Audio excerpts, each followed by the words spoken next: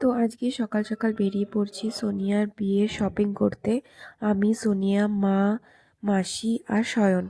তো এই যে দেখো, একদম কুয়াশা ভরা রাস্তা আর চলে এসছে আমাদের ট্রেন। আর আজকে কিন্তু অনেক বেশি ঠান্ডা ছিল। তারপরেই আমরা ট্রেনে চেপে পড়লাম আর পৌঁছে গেলাম সোজা শান্তিপুর। ওখানে এসেই খেয়ে নিলাম একটু পরোটা। তারপরেই আমরা চলে এলাম মণ্ডল শাড়ি কুটির।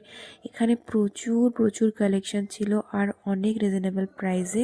আর এত কালেকশন দেখে তো মাথা খারাপ। তারপরেই নিয়ে নিলাম অনেকগুলো শাড়ি, প্রায় 25টা মতো। তারপরে দেখো, এখানে প্রত্যেকটা বাড়িতে শাড়ি তৈরি হচ্ছে আর সেইগুলো একটু ঘুরে ঘুরে দেখেও নিলাম।